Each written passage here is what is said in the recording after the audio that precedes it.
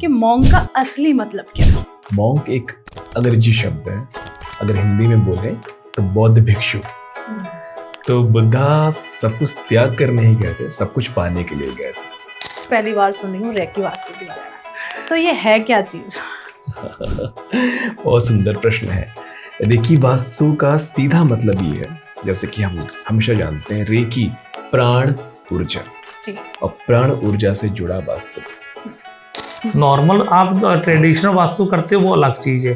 जो रेकी वास्तु ये असलियत में मॉन्क गुरुओं की, बुद्धिस्ट की धरोहर है। ये किसी भी और किसी की धरोहर नहीं है। ये ओल्डेस्ट अगर जाओगे तो ये बुद्धिस्ट की धरोहर है। ये जो लामा हुआ करते, लामा की धरोहर है ये। जैसे रेकी वास्तु और हमने बात की ब्लैक एनर्जी की, तो इन दोनों का क्या आपस में संबंध होता है? सबसे पहले मैं आपको एक बात बता दूं, ब्लैक एनर्जी और वाइट एनर्जी ये हमारी बनाई, हम मान लिए। यूनिवर्स में केवल एनर्जी है जो हमें भाती है, जो हमें हमारे लिए अनुकूल है, उसे हम वाइट एनर्जी कह लेते हैं। और जो हमें हमारे लिए प्रतिकूल लगती है, अनुकूल नहीं लगती, हम हमारे लिए फायदेमंद नहीं लगती, तो उसे हम ब्लैक एनर्जी कह लेते हैं। नमस्कार दोस्तों, आपका स्वागत है एक और नए एपिसोड में। मैं हूं आपकी होस्ट, आपकी दोस्त भारती। तो आज का एपिसोड जो हम कवर करने वाले हैं उसमें टॉपिक रखेंगे एनर्जीज की बात आती है तो हमारी पूरी यूनिवर्स में 99.999 एनर्जी ही है। तो आज का जो पॉडकास्ट रहेगा वो एनर्जी से रिलेटेड रहेगा कि ब्लैक एनर्जीज क्या होती है, नेगेटिव एनर्जीज क्या होती है, पॉजिटिव एनर्जीज क्या होती है, और एनर्जीज का खेल ही क्या होता है। आपने सुना होगा वास्तु के बारे में, आपने अनगिनत पॉडकास्ट देखे हैं। कभी आपने सुना है रेकी वास्तु के बारे में? क्या एनर्जीज के द्वारा वास्तु ठीक किया जा सकता है? क्या आपकी लाइफ में एनर्जी आपकी जो भी प्रॉब्लम सारी है उनको चेंज कर सकती है? क्या कभी ऐसा देखा है कि आपके पास कोई नेगेटिव एनर्जी है या कोई भूत प्रेत का साया है, वो भी एक एनर्जी है, और उसे एक एनर्जी से कैसे दूर किया जा सकता है? अगर हम बात करते हैं घर या ऑफिस, जब हम वास्तु की बात आती है तो हमेशा वास्तु में या तो आपको कलर के साथ आपका वास्तु ठीक किया जाता है या फिर आपके घर की तोड़फोड़ की जाती है। कभी आपने सोचा है कि सिर्फ एक एनर्जी से आपके घर का वास्तु ठीक किया जा सकता है? तो आज का टॉपिक आपके लिए है, क्योंकि आज हम बात करेंगे सिर्फ एनर्जीज की। एनर्जी आपकी लाइफ को कैसे चेंज कर सकती है आप सोच भी नहीं सकते। क्योंकि आज जो हमारे साथ गेस्ट आए हैं, मैं उनके बारे में अगर डिस्क्राइब करना शुरू करूंगी तो मुझे लगता है ये पूरा पॉडकास्ट ही खत्म हो जाएगा। तो मैं पहले उनका स्वागत करती हूँ, मॉन्क गुरु धैर्यवान जी। स्वागत है सर आपका। तो सबसे पहले मैं ये जानना चाहूंगी, और अभी हमारे साथ दूसरे गेस्ट भी जुड़े हैं, पहले हम उनका स्वागत कर लेते हैं, फिर मैं सर के बारे में थोड़ा सा डिस्क्राइब करूंगी। तो आज हमारे साथ जुड़े हैं हरप्रीत सर, जो कि एक साइकोलॉजिस्ट हैं। धैर्यवान सर से 7 साल से शिक्षा भी ले रहे हैं और बहुत अच्छे एक्सपर्ट भी हैं सर। तो हम बात करते हैं, पहले तो मैं स्वागत करती हूँ, आप लोगों का स्वागत है हमारे स्टूडियो में। कैसे हैं आप लोग? मैं बहुत अच्छा हूँ, आप कैसे हैं? बहुत अच्छे हैं सर। पहले तो मेरा आपसे सवाल है कि सर, जब मॉन्क वर्ड आता है ना तो लोगों के दिमाग में आता है सबसे पहले तो बुद्धास के बारे में ही आता है कि उन्होंने सब कुछ त्याग दिया और अपनी खोज में निकल पड़े। तो अगर आपको कोई, हमारे व्यूअर्स देख रहे हैं कि बहुत कम उम्र में आप यहाँ बैठे हुए हैं, तो पहले तो हमारे जो व्यूअर्स हैं उनको ये क्लियर करिए कि मॉन्क का असली मतलब क्या है। मॉन्क एक अंग्रेजी शब्द है, अगर हिंदी में बोले तो बौद्ध भिक्षु। तो बुद्धा सब कुछ त्याग करने ही गए थे, सब कुछ पाने के लिए गए थे जी। तो एक बौद्ध भिक्षु सब कुछ त्यागता नहीं है, अपितु वो सब कुछ पाने के लिए आगे निकलता है। यानी कि ये जो मटेरियलिस्टिक वर्ल्ड है उसमें बहुत छोटी सी चीजें हैं जिसमें हम सब हैं। मैं ये नहीं बोलूंगा कि हम फंसे हुए हैं जी। हम सब रह रहे हैं। अगर आप आगे बढ़ते हैं तो इसे छोड़कर आप आगे बढ़ते हैं, बिल्कुल, तो उससे त्यागना होता है सब कुछ पाने के लिए जी। तो हरप्रीत सर, एक जैसे आपने बताया सर से आप 7 साल से सर के साथ जुड़े हुए हैं, और आपको देख के, साथ दोनों लोगों को देख के एक तो पॉजिटिव वाइब्स आ रही हैं और आपका बहुत अच्छा है। तो हरप्रीत सर, कैसे आप एकदम से सर के साथ कनेक्ट हो गए, अपनी लाइन से एकदम सर के साथ जुड़ गए? बहुत अच्छा जी। पहली बात, ये क्वेश्चन मेरे तो ऐसा हमारे पंजाब में तो बहुत चलता है, क्योंकि एक सरदार एक मॉन्क गुरु के साथ कैसे कनेक्ट हो गया और कैसे जुड़ा। असलियत में पिछले 7 साल से मैंने गुरुजी के साथ रहकर 16 तरह की विद्या को सीखा है। पूरी 16 तरह की विद्या को गुरुजी के साथ रहकर सीखा है। जिसमें किसी भी प्रकार की एनर्जी को कैसे हैंडल करना है, कैसे एनर्जी को लेकर आना है, हर चीज़ एक मैंने मॉन्क गुरु से सीखी है। तो पिछले 7 साल से सीखते सीखते इस पोजीशन में हूँ कि आज गुरुजी हमेशा हर जगह पे जहाँ भी हम जाते हैं तो गुरुजी के साथ ही हम इकट्ठे रहते हैं, इकट्ठे जाते हैं। तो सिर्फ एक असलियत चीज, एक टेक्निक, एक तरीका है कि एक मॉन्क गुरु से सीखने का मतलब ये नहीं है कि आप नॉर्मल रहकर एक ऑनलाइन बात कर रही हो, नॉर्मल सीख रही हो। नहीं, जब अपना अपने 100% बेस्ट दे रही हो तो ही एक मॉन्क गुरु एक्सेप्ट करता है किसी को। कभी भी 100%, अगर आपका मेरा 100% बेस्ट ना होता, कितनी बार हम 2 साल से लेकर 2 साल मैंने अपना बेस्ट नहीं दिया। जब पे आखिर 5 सालों में जब बेस्ट देना शुरू किया तो आज आपके सामने हूँ, सर के गुरुजी के साथ बैठा हूँ आपके इस पॉडकास्ट। क्या बात है। तो सर, सबसे पहले मेरा सवाल ये है, आज हम एनर्जीज को लेके बात कर रहे हैं, तो ये रेकी वास्तु क्या है? क्योंकि जब भी हमने सुना है मॉडर्न वास्तु के बारे में सुना है या वैदिक वास्तु के बारे में सुना है, आज मैं सच में पहली बार सुन रही हूँ रेकी वास्तु के बारे में। तो ये है क्या चीज? बहुत सुंदर प्रश्न है। रेकी वास्तु का सीधा मतलब ये है, जैसे कि हम हमेशा जानते हैं, रेकी प्राण ऊर्जा जी, और प्राण ऊर्जा से जुड़ा वास्तु। वैदिक वास्तु में या हम ट्रेडिशनल वास्तु में क्या करते हैं, चीजों को, जगहों को बदलते हैं जी। कोई दीवार है तो उसे तोड़ते हैं, कोई गलत जगह पे अगर वॉशरूम है उसे तोड़ते हैं, गलत जगह पे किचन है उसे तोड़ते हैं जी। या कुछ ऐड करते हैं, रंग बदलते हैं, दीवार बदलते हैं, फोटोज बदलते हैं। लेकिन रेकी वास्तु में हम क्या करते हैं, हम सिर्फ ऊर्जाओं को बदलते हैं। क्योंकि हम दीवारों को हटा करके, चीजों को हटा करके भी ऊर्जाओं को ही बदल रहे हैं। राइट। हम रेकी में अपनी सिंबल्स के जरिए, चिन्हों के जरिए, एक हीलर अपनी ऊर्जा के जरिए, जो अपनी साधना में जिसने उसे अर्जित की थी, उस ऊर्जा को इस्तेमाल करके बिना किसी तोड़ फोड़ के, बिना किसी चीजों को हटाए, वो ऊर्जा को बदल पाता है अपनी ची शक्ति के द्वारा, ची ऊर्जा के द्वारा। हाँ, इसमें कई बार कुछ क्रिस्टल्स, कुछ अरोमा ऑयल्स, कुछ फ्रेग्रेंस या फ्रेग्रेंस यूज की जाती है, जिसके जरिए इन चीज़ों को, ऊर्जा को, एनर्जियों को सही दिशा में रखना संभव बन सकता है। और पिछले, मैं माफ़ी चाहता हूँ आपकी बात में भी फटा, क्योंकि गुरुजी की इजाज़त है मुझे ऐसे बोलने की। तो पिछले कई सालों से, हमने लगभग 4 से 5 साल से, शुरुआत में मुझे भी लगा ये कैसे ही हो सकता, संभव नहीं है, पर पिछले 4 से 5 सालों में हमारे पास इतनी टेस्टिमोनियल है जो सिर्फ बिना तोड़ फोड़, बिना कुछ बात किए, सिर्फ फूलों की सुगंध, फ्रेग्रेंस और कुछ एक आध छोटा मोटा अरोमा ऑयल लग गया, या फिर सिंपल ऊर्जा को बैलेंस करने के ची बॉल के जरिए, जैसे गुरुजी ने बताया, ची बॉल के जरिए ऊर्जा को बैलेंस करने। जैसे एक दीवार को तोड़ते हो तो उसका तोड़ने का मतलब क्या है, क्योंकि उसका ये दीवार यहाँ पे सही नहीं बनी तो इसको तोड़ो, दूसरी जगह पे कर दो, क्योंकि ये अच्छी सही नहीं है, या जो सेंटर में आ रही है सही नहीं आ रही। तो उस असलियत में करने, दीवार को क्यों तोड़ रहे हैं, ऊर्जा को ठीक करना है। इसी प्रकार अगर ची बॉल बनाकर एक रेकी हीलर, जब ची बॉल बनाकर असलियत में वो रेकी वास्तु के जरिए, क्योंकि रेकी अलग चीज है, रेकी वास्तु अलग चीज है। नॉर्मल आप ट्रेडिशनल वास्तु करते हो वो अलग चीज है।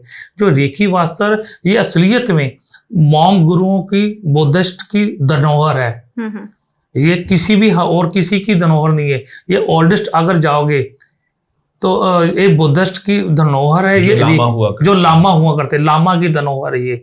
असलियत में ये लामा गुरु ही तुझे अपने किसी शिक्षक को सिखा सकता है, और जैसे ही लामा गुरु ये बने हो तो इन्होंने इसके जरिए मैंने सीखा है, तो ये लामा गुरु ही एक दूसरे को सिखा सकते हैं, दूसरा कोई नहीं सिखा सकता इसको, ना ही इसको कर सकता है, क्योंकि एनर्जियों को कंट्रोल करना एक लामा गुरु जिस तरह अच्छे से समझा सकता है और करके कर से बता सकता है, वो और कोई नहीं। असलियत में मेरा कहने का तात्पर्य ये है कि एनर्जियों से रेकी वास्तु 100% संभव है, क्योंकि हमारे पास पिछले 4 से 5 साल की इतनी टेस्टमनियाँ हैं। पहले हमने शुरुआत में इतनी टेस्टमनी लेकर समझा कि शायद हो नहीं लगा मेरे से, या मुझे गुरुजी ने सिखाकर ड्यूटी मैंने भी नहीं समझा जब तक हमने टेस्ट नहीं किया। आज इतने टेस्ट कर लिए हैं कि असलियत में हम कॉन्फिडेंस से कह सकते हैं गुरुजी की कृपा से कि असलियत में ये संभव है। बिल्कुल। तो हरप्रीत सर, मेरा एक सवाल आपसे है कि मैं तो सर के बारे में इतने अच्छे से अपने ऑडियंस को नहीं बता पाई। मैं चाहूंगी कि आप प्लीज धैर्यवान सर के बारे में थोड़ा सा हमारे व्यूअर्स को आप बताएं। जी, गुरु जी मॉन्क गुरु धैर्यवान जी के बारे में तकरीबन बहुत सारे लोग इस इंडिया के बाहर भी, भारत के बाहर भी जानते हैं। असलियत में मॉन्क गुरु, ये गुरु मॉन्क में रहे हैं। मॉन्क का रहने का मतलब क्या है कि उनके आश्रम में रहना। आश्रम का मतलब पूरा सिर को मुंडवा कर रहना, और उनके पास सबसे जरूरी 3 महीने, पहले के 3 महीने प्रॉपर मौन रहना होता है। एक वर्ड भी नहीं बोलना, इतनी कठोर तपस्या है कि एक वर्ड नहीं बोलना। और अगली बात, मॉन्क गुरु जब पहली शुरुआत में आना है, दिन में तो शिक्षा, रात में सुबह शाम बैठकर शिक्षा सीखनी गुरुओं से, और दिन में भिक्षा मांग कर खाना है। और जितनी भिक्षा मिलेगी, वो 1 रोटी मिली है, 1 चॉकलेट मिलेगी, छोटी सी बच्चों की टॉफी मिलेगी, चाहे 1 फल मिला है, बस उतने में गुजारा कर। अगर ज्यादा है तो रात को बचाना नहीं है, अपनी कपड़ में रखना नहीं है। अच्छा। गऊ को खिला देना है, बट रात को बचा कर नहीं सोना। इतनी घोर प्रैक्टिस और तपस्या तभी, क्योंकि अगले दिन का कोई लिंक नहीं है। जो आज मिला उसको नमस्कार किया, ठीक है, उसको खा लिया, और उसको अपनी पूरी विद्या को ग्रहण किया। वो कितने घंटे सोने को कितने देर मिलता था? सिर्फ मैक्सिमम 4 घंटे। 20 घंटे आपने, और चप्पल नहीं डालनी, पाँव में चप्पल नहीं डालनी, बूट नहीं डालनी, और 2 वस्त्र ओनली जो गुरु जी के सामने सिर्फ। मैंने वो वस्त्र भी देखे, वो आसन भी देखा हुआ है। इनको एक आसन मिला था जो इनको मांग कर लाए थे, और मांगना के उस आसन भी बैठते थे। वही आसन नीचे बिछा लिया, वही आसन सर्दी तो उसको ओढ़ दिया। 2 वस्त्र, धोती कुर्ता वो वही डाला, अगले दिन वो उतार दिया, दूसरा डाल लिया। इतनी तपस्या, इतनी पोजीशन में रहना, और कितने महीने, कितने साल। और दूसरी बात, अगर 100% उस काठमांडू उस आश्रम में जाता है, तो उसमें से 98% को रिजेक्ट कर दिया जाता है, क्योंकि वो उस धनोहर के काबिल है। तो पहले वो मॉन्क गुरु डिसाइड करते हैं। इतनी गंभीर, इतनी कठोर तपस्या हर पर्सन नहीं कर सकता। इसीलिए मैंने आपको पहले भी शुरुआत में बताया कि मैं 2 साल, मेरे कुछ भी समझ नहीं आ रहा मैं करूं क्या। इतनी कठोर मेरे से नहीं हो पाएगी। जब गुरु की कृपा हुई तभी कर पाया। मेरे स्पिरिचुअल गुरु ग्रंथ साहब ही हैं, बट मेरी इस विद्या के जो इस 16 तरह की विद्या मैंने सीखी है, वो अपने गुरु के द्वारा ही सीखी है। साइकोलॉजी एक अलग चैप्टर है, वो मैंने मास्टरी की हुई है, वो अलग चीज है, वो अलग है। बट असलियत में वो उसका कोई बहुत कम रोल आया जब तक इन्होंने वो सोल मुझे नहीं सिखाया। जब गुरु ने मुझे असलियत सिखाया, तब जो जाके मुझे असलियत में साइकोलॉजी समझ आई, असलियत में होती क्या है। ये मेरे गुरुओं की कृपा है कि आज मैं आपके सामने इस पोजीशन में हूँ। इनके लिए धन्यवाद। हम सभी के गुरुओं की कृपा है जी। तो मैं तो यही कहूंगी कि जो एक शिष्य अपने गुरु के बारे में बता सकता है, तो मैं बिल्कुल भी डिस्क्राइब नहीं कर सकती थी उस फीलिंग के साथ। तो मैंने चाहा कि मैं हरप्रीत सर से ही सर के बारे में थोड़ा सा हमारे जो व्यूअर्स हैं जाने कि इस टाइम सबसे बड़ी बात है कि आप इस टाइम जिस हम आप समझते हैं आधुनिक युग में हैं, उस टाइम पे तपस्या करना लोग सोच ही नहीं सकते हैं, और आपने किया है। अब परमात्मा की जब कृपा होती है, आपके जीवन में ऐसी परिस्थितियां पैदा होती है कि आप उस दिशा में अपने आप आगे बढ़ते हैं। हाँ, यहाँ पर पूरी तरह से निर्भर करता है कि आप वहां तक पहुंच के वापस आते हैं या उस आखिरी छोर को क्रॉस करके आगे बढ़ जाते हैं। तो जैसा कि हमने पहले ही कहा था कि एक बौद्ध भिक्षु, एक मॉन्क कुछ छोड़कर कहीं नहीं जा रहा, वो बहुत कुछ पाने के लिए आगे जा रहा है। बिल्कुल, आपको देख के, आपकी एनर्जीज को देख के क्या बात है। अब बात हम एनर्जी की कर ही रहे हैं, तो सर जैसे रेकी वास्तु और हमने बात की ब्लैक एनर्जी की, तो इन दोनों का क्या आपस में संबंध होता है? सबसे पहले मैं आपको एक बात बता दूं, ब्लैक एनर्जी और व्हाइट एनर्जी ये हमारी बनाई हुई, हम मान लिए जी। यूनिवर्स में केवल एनर्जी है जो हमें भाती है, जो हमें हमारे लिए अनुकूल है, उसे हम व्हाइट एनर्जी कह लेते हैं। और जो हमें हमारे लिए प्रतिकूल लगती है, अनुकूल नहीं लगती, हम हमारे लिए फायदेमंद नहीं लगती, उसे हम ब्लैक एनर्जी कह देते हैं, है ना। बहुत आप लोगों को भाग्य, आप सबके इतनी जल्दी आपको ये क्वेश्चन सुनने को, आंसर सुनने को मिल गया। मुझे 4 साल लग गए थे इस आंसर को पाने के लिए। 4 साल बाद मुझे ये आंसर मिला था। आप लकी हो सब लोग कि आपको गुरुजी से ये असलियत में ये वर्ड इतना डार्क लफ्जों में सीख लीजिए सब लोग। अगर आज निकल गया माइक के सामने तो सीख लो। मुद्दा ये है कि समझ में अभी भी ये नहीं आएगी। ये समझने के लिए बहुत लंबी यात्रा करनी पड़ती है, जर्नी है, यात्रा ही तो है, कोई भी साधना एक यात्रा है। तो जैसा कि आपने पूछा ब्लैक एनर्जी, जैसे प्रॉब्लम्स होती है लोगों को, ब्लैक मैजिक की प्रॉब्लम होती है, नजर दोष की प्रॉब्लम होती है, कभी कभी किसी स्पिरिट की प्रॉब्लम होती है, बंधन दोष होते हैं। हाँ, तो इस तरह की जब प्रॉब्लम होती है तो वो सिर्फ एक एनर्जी है, क्योंकि वो आपके लिए अच्छा नहीं कर रही है तो ब्लैक एनर्जी में काउंट हो गई।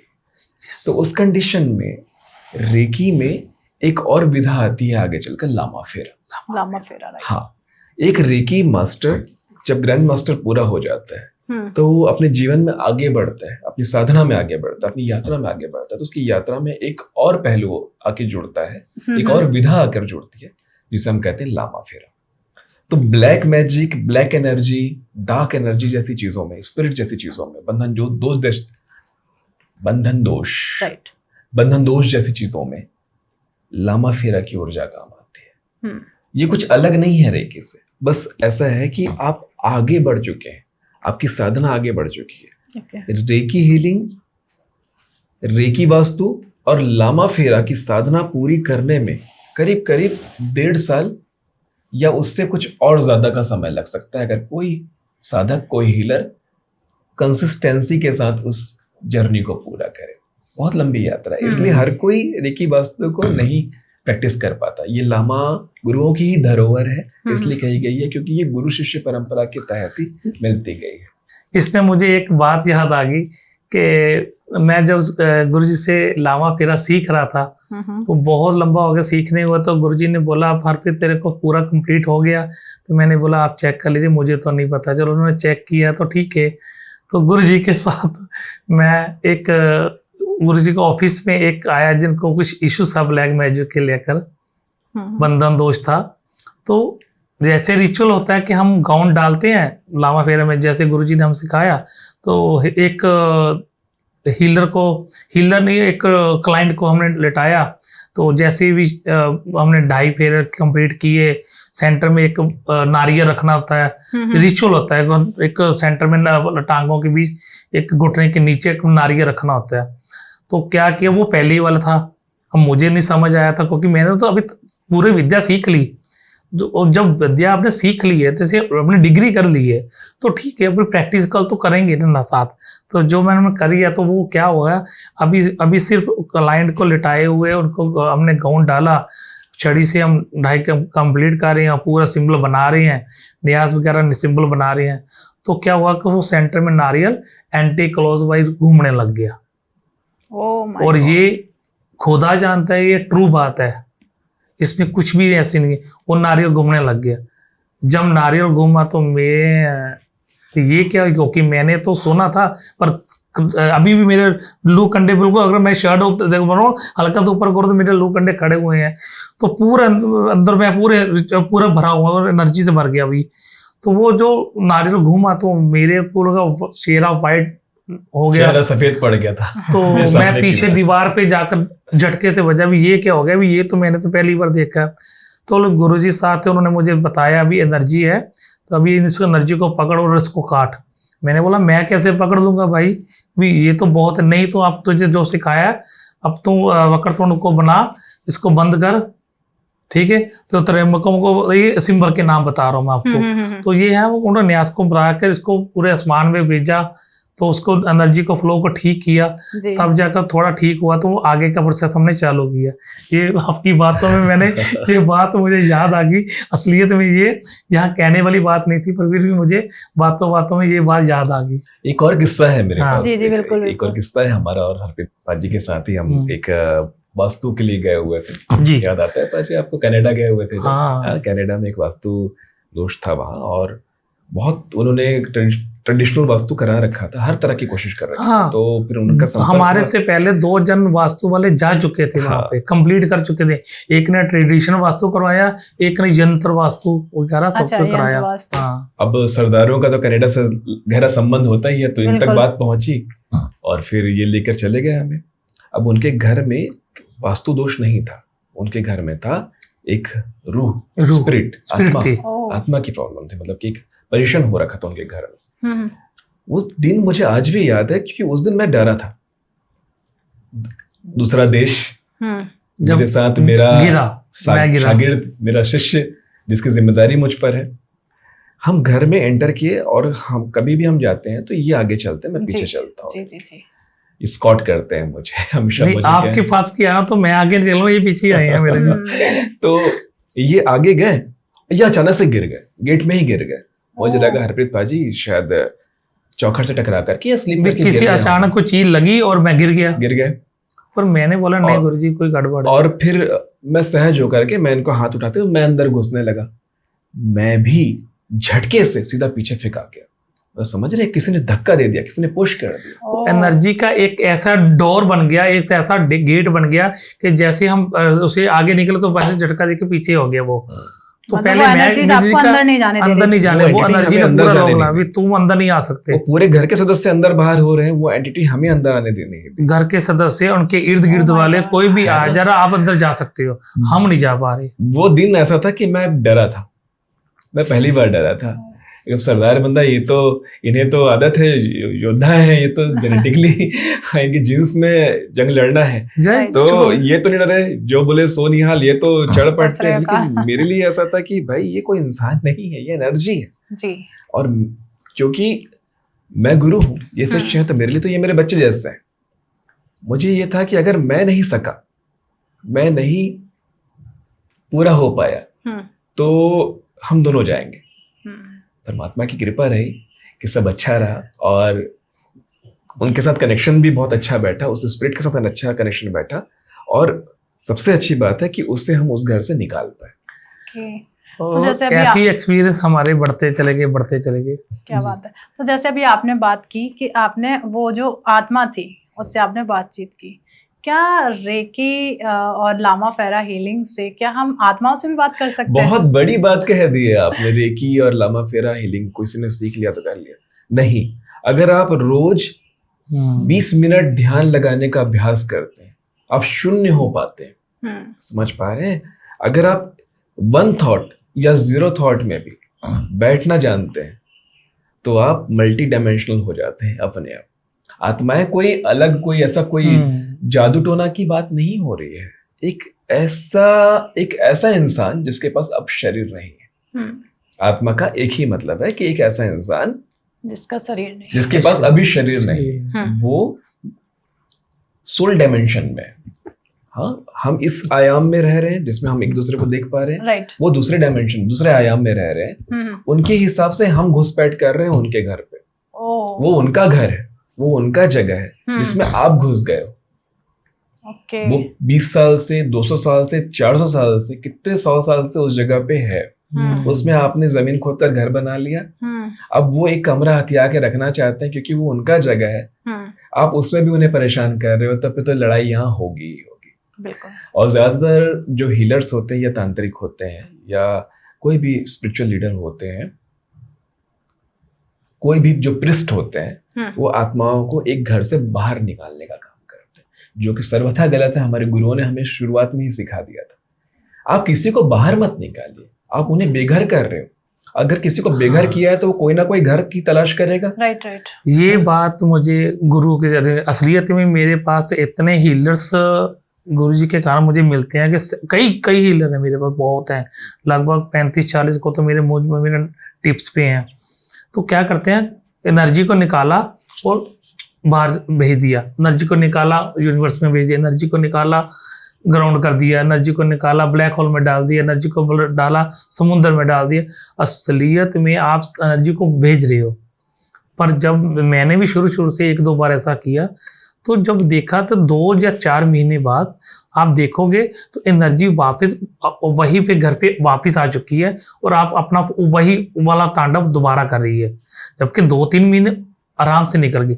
उदाहरण एग्जांपल, जैसे एक डॉगी हम घर पे रखते हैं, तो जब 1-2 साल 4 साल आपके घर में रहा है तो आप उसको बहुत दूर, 4-5 किलोमीटर दूर छोड़ आते हो, भाई अब तू मत आ, हम तेरे पाल नहीं सकते, कई बार ऐसा हो करते हैं लोग, बिल्कुल बिल्कुल। तो वो घूम घाम कर दोबारा घर में आ जाता है। right. सेम एनर्जी ऐसी होती, आप उसको जितना मर्जी रिमूव कराओ, छोड़ाओ बाहर, तो वो वापस, क्योंकि उसका घर है। जैसे अभी गुरुजी ने बताया कि वो उसका घर है, वो घर 50 साल से है, 20 साल से है, 100 साल से है, 200 साल से है, उसका नहीं है, वो उसका घर है। उसको नहीं पता कि मैं मर चुकी हूँ, जब मर गई हूँ। वो कहते हैं तो आप लोग मेरे घर में आए हो, मैं आपके घर में नहीं आए। कहीं ना कहीं वो आफ्टर लाइफ में वो अब जिंदा है, तो वो एनर्जी को करना क्या है ना, वो आफ्टर लाइफ में जिंदा है ना, उसका तो हाँ। आफ्टर लाइफ में जन्म हुआ। जिस दिन एक शरीर खत्म हुआ उस दिन एक आत्मा का आफ्टर लाइफ में जन्म हुआ। राइट, बिल्कुल सही बात है ये। एनर्जी को वो करना कैसे रिमूव, वो एक अच्छा लावा गुरु ही सिखा सकता है, समझा सकता है और कर सकता है। ओके, जैसे तो उसके लिए ये बिल्कुल हाँ, मैं वही क्वेश्चन करूंगी कि जैसे अभी आपने बताया कि एनर्जी अपने, जैसे मान लेते हैं हम यहाँ हैं, एक एनर्जी यहाँ हमारे साथ है, उसके आपके अकॉर्डिंग कि वो इसी का घर है, ठीक है, और हम फिर उसके अकॉर्डिंग उसका घर है, सॉरी हाँ, उसके अकॉर्डिंग उसका घर है, जी, तो वो उसे हम निकालेंगे नहीं, दिन ब दिन हमें परेशान कर रही हैं, तो फिर उसको हम कैसे शांत करेंगे, कैसे ना हमें भी परेशानी हो ना उन्हें परेशानी हो, तो वो कैसे एक हीलर उसे ठीक कर सकता है। अब मैं इसको फिर से एक दूसरे एग्जांपल से जोड़ता हूँ। जो एक छिपकली है आपके घर में रह रही है जी, तब वो उसका घर है, राइट, वो जहां पर भी रह रही है उसका घर है। कॉकरोच वो उसका घर है, चींटियां आ गई, कोई भी इंसेक्ट्स आपके घर में आ गए या पहले से हैं। कई बार ऐसा होता है दीमक, एक नया घर बनाते हैं वहां दीमक होता है जी। अब जहाँ बाम्बी होती है वहां अगर आप घर बनाएंगे, जहाँ दीमक का कल्चर ऑलरेडी है, वहां घर बनाएंगे तो दीमक आपके घर में हमेशा रहेगा जी। तो वो उसका घर है, तो वो उसके अकॉर्डिंग उसका घर है। तो कहीं ना कहीं एक लामा फेरा हीलर जब रेकी वास्तु करता है और उसको पता चलता है यहाँ कोई स्पिरिट है, तो वो उसे उसके घर से निकालता नहीं है, वो उसे स्थान देता है। हाँ, ओके, मतलब उसी घर में एक स्थान दे दिया जाता है। या तो उस घर में स्थान दीजिए या कहीं उसको स्थान दीजिए। तो हमारे गुरुओं, लामा गुरुओं ने जो सबसे पहला चीज हमें सिखाया है नारियल। पूरे लामा फेरा हीलिंग में जो सबसे सबसे महत्वपूर्ण घटक है वो है नारियल। ओके। और दूसरा नींबू। नींबू का प्रयोग हम क्लीनिंग के लिए करते हैं, नारियल का प्रयोग हम कैरी करने के लिए करते हैं, धारण करने के लिए करते हैं। तो उस नारियल में हम उस स्पिरिट को जगह देते हैं, उसको वो घर देते हैं कि आप यहाँ आइए। सबसे इंपॉर्टेंट बात जानिएगा कि कोई भी ऊर्जा के स्तर पर आप किसी को देखेंगे तो साइज कोई मैटर नहीं करता। इस यूनिवर्स में आप पृथ्वी का स्थान देखोगे तो कण से भी बहुत छोटा है, बिल्कुल नेचुरल है ना, नेचुरल।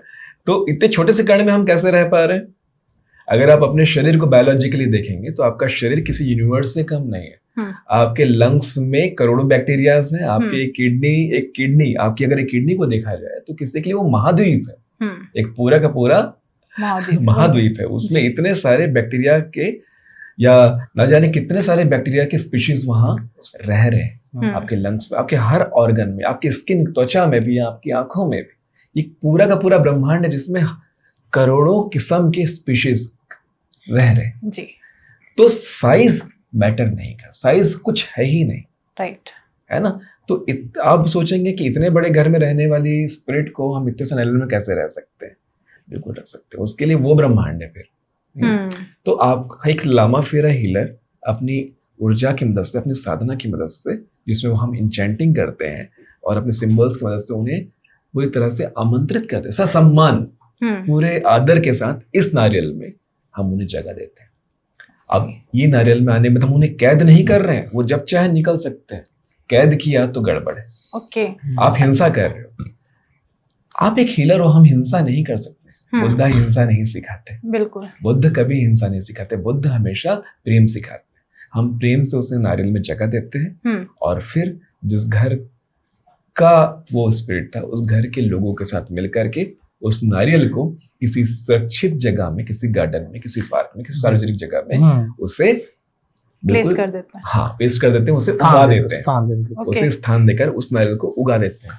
नारियल की एक अच्छी बात यह है, बहुत जल्दी उसमें स्प्राउट निकल आता है और वो एक पेड़ बनता है। जैसे जैसे वो पेड़ बनेगा उस आत्मा को एक शरीर मिलेगा और इस तरह से वो इस यूनिवर्स में एक स्थान प्राप्त करके, एक जगह प्राप्त करके, उसको क्या चाहिए? उसको एक आइडेंटिटी चाहिए। वो एक एंटिटी है, उसको एक आइडेंटिटी चाहिए, उसको एक इज्जत चाहिए, उसको एक सम्मान चाहिए। राइट। और जैसे ही वो पेड़ बनता है, वो उसको एक शरीर मिलता है, और उसके बाद वो पेड़ बहुत सालों तक जिंदा रहेगा कि एक साथ आराम से यूनिवर्स में समा जाता है। तो इस तरह से उसको गति प्राप्त हो पाती है। जी, इसमें थोड़ा सा ऐड ऑन करूँ अगर आपकी इजाज़त हो, तो कोई भी पर्सन इस पूरी चीज़ को सुनकर आध अधूरी बात को समझने के प्रयास करके खुद करेगा तो वो हो सकता है कि ना, जब तक एक अच्छा गुरु आपको प्रॉपर शिक्षा नहीं देता, ये मेरी पर्सनल राय है आप सब लोगों से, जब तक एक अच्छा गुरु आपको पूरी शिक्षा नहीं देता तो ऐसे रिचुअल कॉपी पेस्ट ना करें। ये एक अच्छे गुरु की शिक्षा है, धनोहर है, कि वो आपको ब्रीकी से ब्रीकी पॉइंट भी सिखाता है। एक चीज और सर मैं जानना चाहूंगी कि जैसे अभी आपने बताया नजर दोष भी होता है, नजर दोष भी एक एनर्जी होती है। बिल्कुल, ठीक है। बिल्कुल, बिल्कुल। अगर हम बात करते हैं किसी व्यक्ति पर नजर दोष हो गया, कभी होता है किसी घर में किसी का नजर दोष हो गया, तो सबसे पहले इस एनर्जी को कैसे पता करते हैं? हमने भूत प्रेत के बारे में आपने समझा, अब उस एनर्जी को कैसे रेकी वास्तु से हम हटाएंगे अपने घर से, या हम एक व्यक्ति के ऊपर उससे? नजर दोष को लेकर के ना लोगों में मिसकंसेप्शंस हैं बहुत। जी जी। मैं पहले आपको यहाँ पे क्लियर कर दूं, बहुत लोग बहुत बातें करेंगे, लेकिन इसका विज्ञान में समझा दूंगा तो आप मान जाएंगे कि नजर दोष होता है।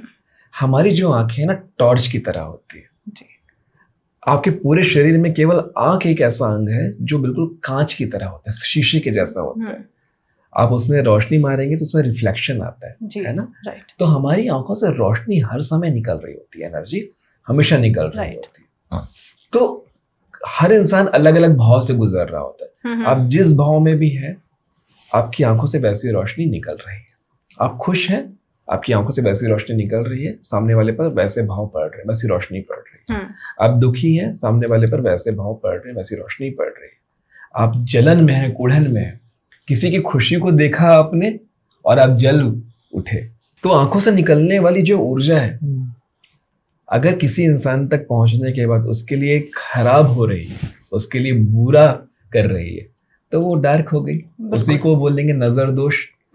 और किसी इंसान की आंखों से निकलने वाली ऊर्जा मेरे लिए अच्छा कर गई, जैसे माँ अपने बच्चे को देखती है, जीता रहे, खुश रहे, सुखी रहे, कितना सुंदर लग रहा है, कितना प्यारा लग रहा है, तो वो ऊर्जा अलग है ना। और किसी ने देखा 2 नंबर का पैसा लेकर के कैसे डेंगे हाँक रहा है, कैसे बड़ा कर रहा है, ये सब ना एक दिन ना सब चले जाता है, सब ऐसे हो जाता है। इस तरह की भावना से आपने किसी को देखा तो आपकी नजर उसे या उसकी नजर आपको लग गई। बिल्कुल।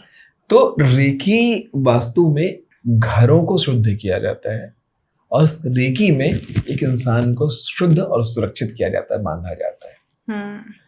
कई तरह के क्रिस्टल्स भी होते हैं, जैसे मैंने भी अपने हाथों में क्रिस्टल पहना हुआ है। तो कई क्रिस्टल्स होते हैं जैसे ब्लैक टर्मोलिन या लावा, ऐसे क्रिस्टल्स को अगर आप धारण किए रहते हैं तो वैसी नजरें वो अपने अंदर सोख लेता है, उसे काट लेता है। बिल्कुल। और हाँ, और लामा फेरा में तो जी नहीं, अगर आप नेक्स्ट क्वेश्चन कर लीजिए, मैं इसमें थोड़ा आगे हाँ। और यही चीज जब बहुत ज्यादा मात्रा में हो जाती है तो आगे जाकर लामा फेरा की जो हीलिंग प्रैक्टिस है उससे इस दोष को खत्म किया जाता है। कभी कभी ना नजर दोष से थोड़ा ऊपर जाके अगर देखा जाए तो कर्ज, शाप, किसी का शाप लगा होता है किसी परिवार को, है ना। जैसे किसी परिवार के किसी एक मुख्य सदस्य ने या किसी सदस्य ने किसी दूसरे परिवार के साथ या किसी स्पिरिचुअल पर्सन के साथ बहुत कुछ गलत कर दिया और उनके अंदर से कोई आह निकल गई, या उन्होंने बोल के श्राप दे दिया कि तेरा भी पूरा परिवार इससे सड़ेगा या जूझेगा या तू कभी सुकून नहीं पा पाएगा, तुझे हमेशा अपने बच्चों के साथ इस दुख को भोगना पड़ेगा। तो वैसे शाप को काटने के लिए भी लामा फेरा के हीलिंग प्रैक्टिस को हमें करना होता है। अब इसमें जिस इंसान ने शाप दिया है, कर्ज दिया है, उसका अपमान नहीं हो रहा है, करना है, अनादर नहीं करना है, उन्हें भी संतुष्ट करना है और इन्हें भी उस शाप से बाहर निकालना है। मैं आपको एक बात बोलता हूँ जी, आपका नाम प्लीज बताइए। भारती। मैं आपसे एक बात पूछता हूँ भारती जी, मान लेते हैं कि किसी इंसान ने आपका एक उंगली काट दिया, मान लेते हैं, ये तो बहुत बड़ा गुनाह है, अपराध है ये, बिल्कुल है ना। अब उस इंसान को अपने अपराध का बोध हो गया, वो रोज सुबह आपके घर के सामने आ जाता है हाथ जोड़ करके, रोज सुबह 10 दिन, 15 दिन, 20 दिन, महीना, 2 महीना, आप 2 महीने बाद आप तंग आके ही सही या अच्छे भाव में आके सही, कैसी भी भाव में आके ये बोल देंगे ना कि जा मैंने तुझे माफ किया, अब मत आया कर मेरे दरवाजे। जी जी जी। हो गया सो हो गया, तुझे बुरा लग रहा है, तुझे पश्चाताप है, इतना काफी है, जा माफ किया मैंने तुझे। जी। आप एक अदने से इंसान होकर के, इतने से इंसान होकर के भी ये कर सकते हैं, तो सोचिए ये यूनिवर्स कैसा, कितना दयावान होगा कि अगर आप माफी मांगे, अगर आप क्षमादान मांगे तो माफी मिल जाती है, बड़े बड़े पाप कट जाते हैं। तो लामा फेरा में इसे ही एक सही सूत्र में बांध करके एक लामा फेरा हीलर दोनों पक्ष को संतुष्ट करता है, जो कर्ज भोग रहा है और जिसने कर्ज दिया है। बिल्कुल। चाहे वो दिया हुआ पर्सन अभी शरीर में भी नहीं है, 200 साल 300 साल पहले उसने अगर कोई कर्ज दिया हुआ और 300 सालों से एक परिवार में कर्ज चल रहा है, उसे भी ऐसे काटा जा सकता है। बिल्कुल। तो जब बात आती है, जैसे आपने भी कई बार देखा होगा, हेल्थ इश्यूज बहुत हो जाते हैं, तो मैंने भी सुना है कि उसे एनर्जीज के द्वारा भी ठीक किया जा सकता है, लामा फेरा हीलिंग के द्वारा भी ठीक किया जा सकता है। ये तो एक है कि उससे ठीक किया जा सकता है। कई बार ऐसा होता है कि हेल्थ खराब है, डॉक्टर भी ठीक नहीं कर पा रहे हैं उसको, और क्या उसके अंदर कोई एनर्जी एंटर कर चुकी है या फिर उसकी कोई पर्सनल हेल्थ में इशू है, क्या इसको हम लामा फेरा हीलिंग या रेकी वास्तु से पता कर सकते हैं? बहुत आसानी से, बहुत आसान है इसके क्योंकि एक लामा फेरा हीलर एक जस्ट एक सेकंड में ही आपको देखते सारी बता देगा कि इसमें पोजीशन क्या है, इसकी एनर्जी कंट्रोल कौन कर रहा है, ये खुद में है, अपने आप में ये पर्सन है या नहीं है, या इसकी एनर्जी को, इसकी सॉल को किसी ने जकड़ रखा है, या कोई इसको और बंदा पकड़ के बैठा है, या इसको इसकी ड्राइविंग, जैसे ड्राइवर को इसका और है, ये खुद गाड़ी नहीं, इसकी ये खुद की बॉडी नहीं चला रही, इसका ड्राइवर कोई और है। तो वो एक अच्छे हीलर को लामा फेरा, एक अच्छे गुरु से सीखा हुआ पर्सन हीलर, उसको एक सेकंड में ही, ज़्यादा देर नहीं लगती, एक सेकंड लगती है। तो असलियत में इन चीज़ों का कोई बड़ी गेम नहीं, एक हीलर के लिए सबसे छोटी है। क्योंकि असलियत में जवाब क्या है कि जब डॉक्टर भी जवाब देते हैं, रिपोर्टें सही आती हैं। हाँ। रिपोर्टें आपने देखा होगा कि मैंने तो 12-13 हज़ार के 15 हज़ार के टेस्ट करवा लिए, तो डॉक्टर कहते रिपोर्टें ठीक है, तो मुझे तो समझ नहीं आ रही। तो उसका कारण ये है, ड्राइवर कोई और गाड़ी चला रहा है। कारण गाड़ी कौन, आपने अपनी खुद की गाड़ी किसी और के हाथों में दे दी है, या उसने जबरदस्ती आपसे गाड़ी ले ली। गाड़ी मतलब बॉडी, आत्मा, सोल, राइट, ठीक है। तो हम हीलर्स में उसका कुछ नहीं है, सिंपल है, उसको आज्ञा देनी। कई बेबी सोर्स ऐसी होती हैं कि सिंपल एक अच्छे गुरु से सीखा हुआ पर हीलर एक आज्ञा ही दे दे तो उसकी आज्ञा वो मान जाती है, उसकी ड्राइवरी, उसको ड्राइवर छोड़ दे। जैसे उदाहरण के, एक ड्राइवर ने गाड़ी लेकर आया कि मोहल्ले में, तो उस मोहल्ले का गुंडा, ओए भाई तुम अपनी गाड़ी ये छोड़ो, ये गाड़ी तेरी नहीं है, जो मालिक है वो उसका, वो आप छोड़ो भागो, तो वो उसकी आगे ऑर्डर ही मान लिया। ऐसे ही एक अच्छा हीलर का ऑर्डर एक बेबी सो आराम से मान जाती है। सिंपल सी बात है, उसको हल्का सा इशारा करना भी, जाओ और चलो। एक अच्छा मॉन्क और एक अच्छे मॉन्क के शिष्य मैं नहीं, मेरे अलावा और भी बहुत है, मैं तो हूँ ही, और मेरे अलावा और भी सर के बहुत है। सिर्फ ऑर्डर देने के मात्र ही वो चीज मिनटों में ठीक हो सकती है। और आप देखेंगे कि हम गुरुजी के जो भी हीलिंग पर्सन आते हैं, वो इन सिर्फ ऑर्डर देने के भीतर ही 21 दिन से लेकर 40 दिन के भीतर वो अपनी सारी इश्यूज को कवर कर पाते हैं। बिल्कुल। और तो, आप किसका ऑर्डर मानेंगे, सबसे इंपॉर्टेंट बात है, जिसकी अथॉरिटी आप पर प्रूफ हो जाए। यस, आपकी नजरों में जिसकी अथॉरिटी प्रूफ हो जाए, तो उसी का ऑर्डर मानेंगे। कोई भी उसी का ऑर्डर मानेगा। जी, आप एक पुलिस ऑफिसर का ऑर्डर मानते हैं क्योंकि उसने वर्दी पहनी है, आपको मालूम है इसकी अथॉरिटी प्रूफ हो चुकी है। आप अपने मोहल्ले के, अपने गाँव के, अपने शहर के लीडर का ऑर्डर मानेंगे क्योंकि उसकी अथॉरिटी प्रूफ हो चुकी है, है ना। तो एक कोई भी एक हीलर जो है, जिसने अपनी लंबी साधना से अपनी अथॉरिटी प्रूफ की,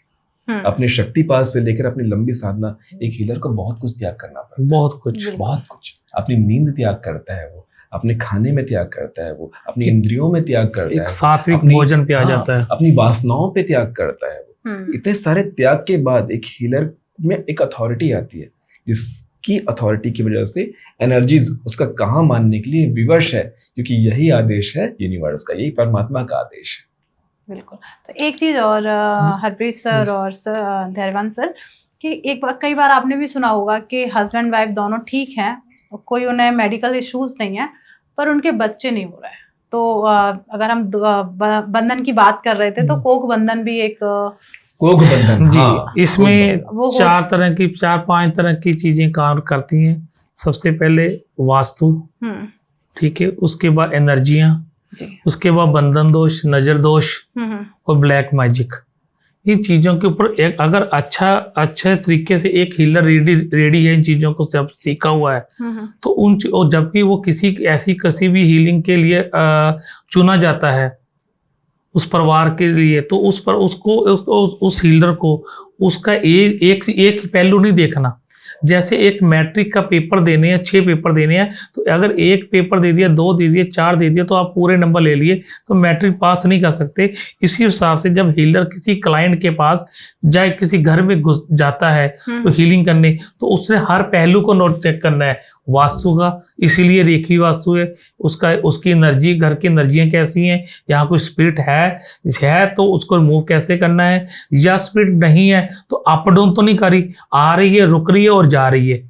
कई बार क्या होता है, हीलर देखता है स्पिरिट है, यहाँ पे नहीं है तो छोड़ देता है, बट असलियत में उसको रीचेक करता है कि क्या इसमें यहाँ पे स्पिरिट अप डाउन तो नहीं कर रही। अच्छा, ऐसा भी होता है? ऐसा भी होता है कि एक घर में सदस्य बैठ गया, एक स्पिरिट बैठ गई वहां पे, वो आपने हीलर ने पकड़ ली, उससे जो भी उसको सिखाया गया उसने रिमूव किया।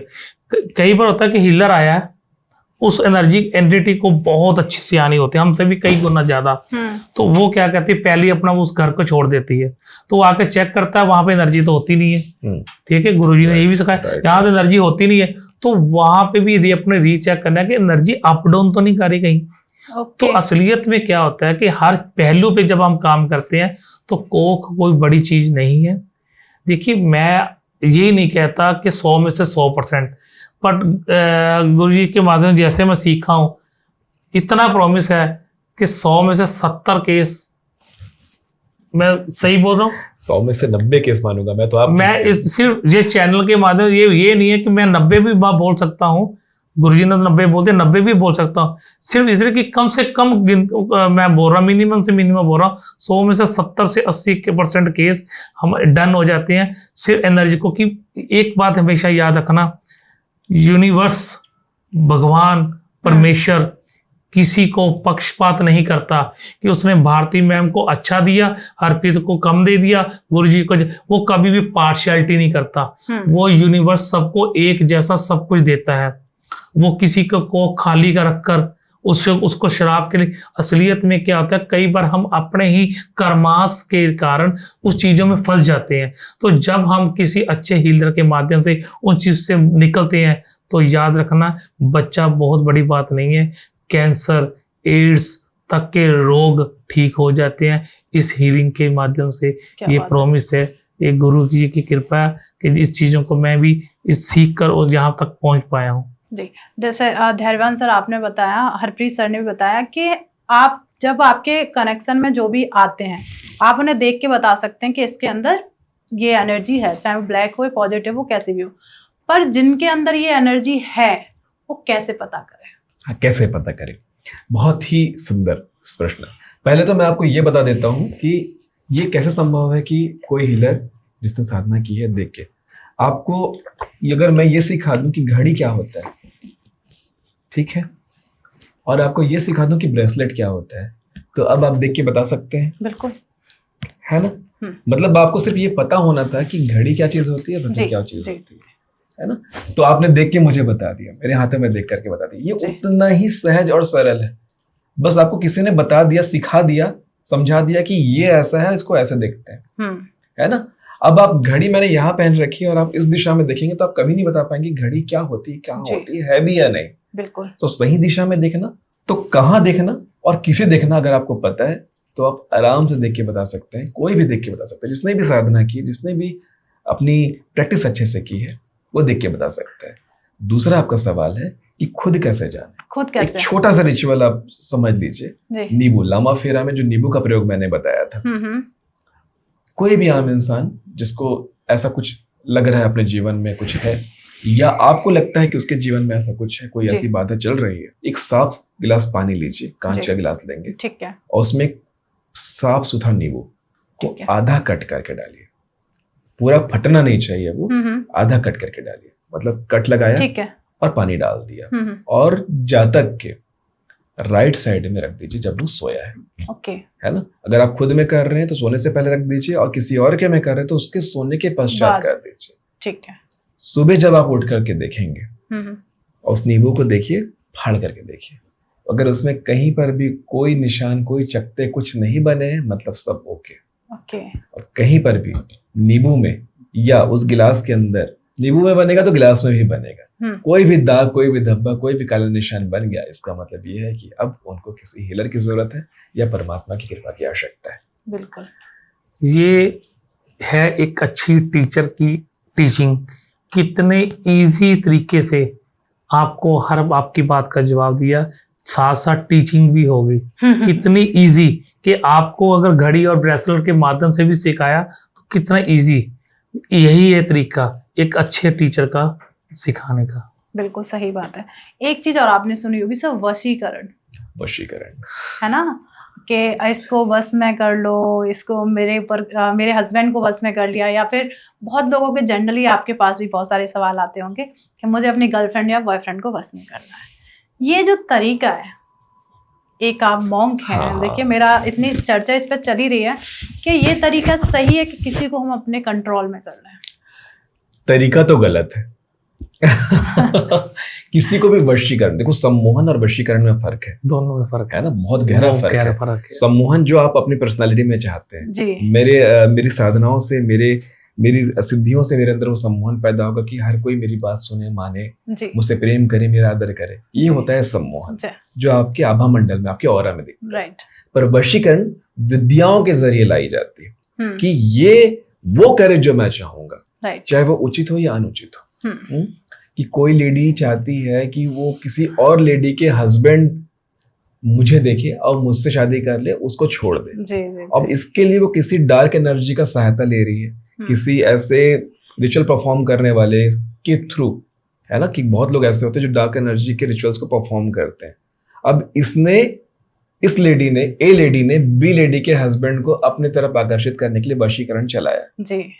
ये हो भी जाएगा, संभव है, डार्क एनर्जी के द्वारा हो भी जाएगा, अगर ये दोनों आत्माएं वल्नरेबल है। जिसका स्पिरिचुअल हेल्थ अच्छा है ना भारती जी, उसको कभी कुछ नहीं हो सकता। हमारे 5 हेल्थ होते हैं, हेल्थ के 5 पिलर होते हैं, हमेशा सिखाता हूं मैं। Physical health, financial health, emotional health, social health, और आखिरी सबसे मजबूत जो होना चाहिए स्पिरिचुअल हेल्थ, जो आधार है। जिसका स्पिरिचुअल हेल्थ अच्छा है, उसके बाकी सारे हेल्थ अपने आप अच्छे हो ही जाएंगे। बिल्कुल। और जिसके सारे हेल्थ अच्छे हैं और स्पिरिचुअल हेल्थ अच्छा नहीं है, जो परमात्मा के सामने जाके सर नहीं झुकाता, जो ध्यान नहीं करता, जो भजन कीर्तन नहीं करता, जो जप तप नहीं करता, जो कम से कम धन्यवाद नहीं करता, है ना, उस परम शक्ति के सामने धन्यवाद नहीं करता, वो बहुत वल्नरेबल सोल है। चाहे कितना भी पैसा पावर उसके पास हो, वो कभी भी कटने को तैयार है। वो बिल्कुल निरीह बकरी की तरह है, जिसको कोई भी उठाकर बलि चढ़ाने को ले जाएगा, क्योंकि वो झुक नहीं रहा ना, परमात्मा के सामने धन्यवाद नहीं कर रहा। उसके अंदर ये भाव है कि मैंने बनाया है, मैंने किया है, मैं तो ठीक है, तू किया तो तू देख ले अपना, है ना। तो वशीकरण वैसे लोगों में साकार हो पाता है, लेकिन जिसने वशीकरण करवाया है, क्या वो सुखी रहेगा? कभी नहीं। मैं आपके चैनल के माध्यम से ये बात बताना चाहता हूँ भारती जी, कि आप कोई भी ऐसी विद्या का प्रयोग करके अपने फायदे के लिए कोई भी ऐसा कर्म कांड करेंगे, कभी सुखी नहीं रह सकते। चाहे पैसा, चाहे नाम, चाहे शोहरत, बहुत सारे एग्जाम्पल हैं, मैं नाम नहीं लूंगा, बहुत सारे एग्जाम्पल आपको देखने मिल जाएंगे। बिल्कुल, है ना। किसी के रिश्तों को तोड़वा के आपने अपना बनाया है, क्या वो भी सुखी है? नहीं। ऐसे कई एग्जाम्पल मिलेंगे जिसने ये काम करवाए हैं, लास्ट में या तो बीमारी से मरे हैं, लास्ट में भी नहीं, रिश्ते की कुछ ही समय बाद या तो बीमारी से मरे हैं, या तो सुसाइड करके मरे, या उनका तलाक हुआ है, राइट, है ना। और जिसने पैसों के मामले में ऐसी गंदगी की है, वो कंगाल होकर के, कोढ़ी होकर के मरा है। यूनिवर्स के नियम को, यूनिवर्स के लॉ को जो चेंज करने की कोशिश करता है, उसका एंड वैसे ही खतरनाक होता है। ये यूनिवर्स का लॉ है। अगर राम ने बदमाश काटा है, तो रावण के यूनिवर्स का लॉ को तोड़ा है, तो उसका एंड आना ही आना था। यूनिवर्स का लॉ को तोड़ोगे तो आपका एंड तो आगे आएगा, और बुरा एंड होगा। पूरी लंका भी खत्म हो जाएगी, पूरे नाती पोती भी खत्म हो जाएंगे, पूरी नस्ल ही खत्म हो जाएगी, एंड तो आना ही आना है। राइट। जैसे अगर किसी के ऊपर ये वशीकरण हो चुका है, जैसे आपने बताया कि संभव है करना, अगर एक इसमें हम स्पिरिचुअल हीलर के पास जाते हैं, क्या उस वशीकरण को काटा जा सकता है? बेशक काटा जा सकता है। सबसे बड़ी बात, आप एक बात यहाँ लिख लीजिए कि प्रॉब्लम से पहले सॉल्यूशन, ये यूनिवर्स का नियम है। प्रॉब्लम बाद में बनेगी, सॉल्यूशन पहले बनेगा, है ना।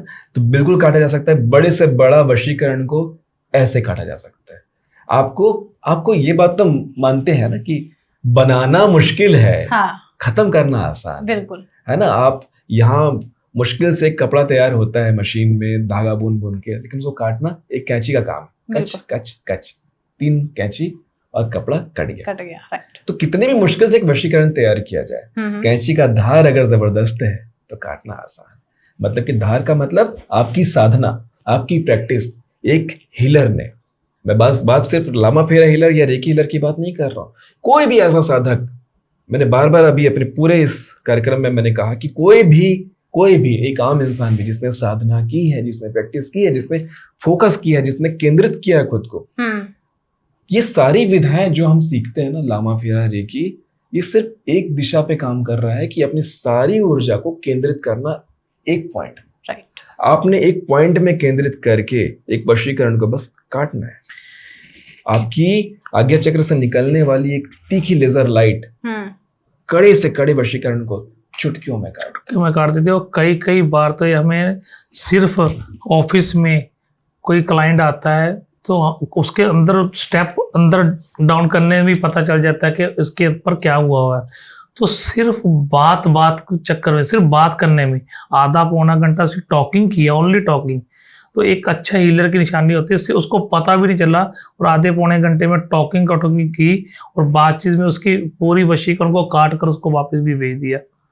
ये है एक असली हीलर का कार्य। आपके प्रेमिसेस में वो इंसान एंटर किया है, सीढ़ी में पैर रखा और आपको आभास हो जाता है, क्योंकि ये कोई हीलर का ऑरा, कोई रॉकेट साइंस नहीं बता रहा हूँ। आप अगर एक माँ से पूछेंगे, उसके घर में उसका बच्चा जब गेट में पहुंचता है, गेट को हाथ भी नहीं लगाया, माता को आभास हो जाता है कि मेरा बच्चा आ गया है, वो शायद यही कहीं पे है, देख लेती है। बिल्कुल। और इससे रिलेटेड होता है, उसके साथ टच होता है। तो जब भी ऐसे अच्छा हीलर होता है, जैसे गुरुजी अपने ऑफिस में बैठे हैं, तो उनको पता है उनका आभा मंडल कितना बड़ा है, आधा किलोमीटर है, 1 किलोमीटर है, 1.5 किलोमीटर, उनको पता चल जाता है।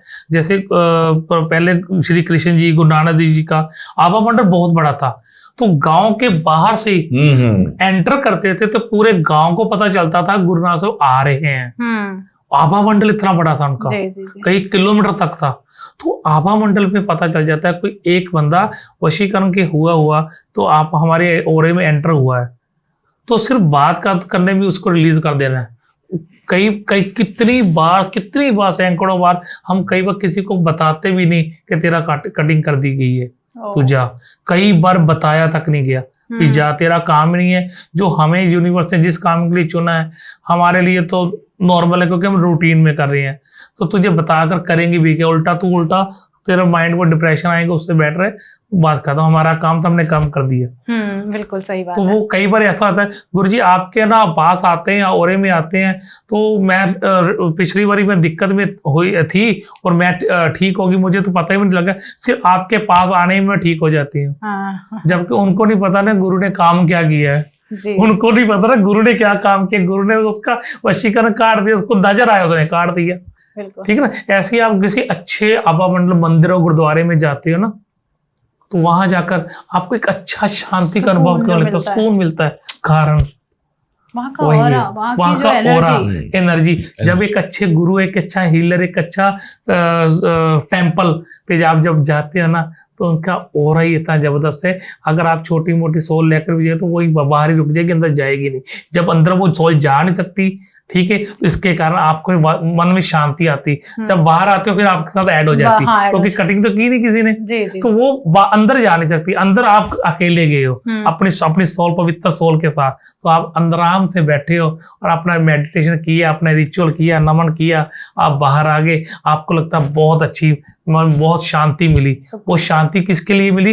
वहां पे ओरा था, तो वो जो आप साथ लेकर जा रहे कैरी किया, वो कैरी तो वहीं पे छोड़ दिया अपने साथ पे, वो सीढ़ी भी रह गया, चौखट भी रह गया, क्योंकि वो चौखट क्रॉस ही नहीं कर सकती, उसको आज्ञा ही नहीं है किसी अच्छे ओरे में टेम्पल में एंट्री करने की, किसी अच्छे हीलर के पास आने की। अगर वो आ रही है तो हीलर का काम है बिना उसे पूछे भी कटिंग करके उसको साइड पे कर देना। एक चीज और जो अभी आपने हमारे व्यूअर्स को एक चीज बताई कि अगर किसी के पास नेगेटिव एनर्जी है तो उसको जानने का आपने तरीका बताया। रिक्वेस्ट है, अगर किसी के ऊपर वशीकरण हो रखा है तो उसको वो पहचाने कैसे कि मेरे ऊपर ये चीज हो रखी है?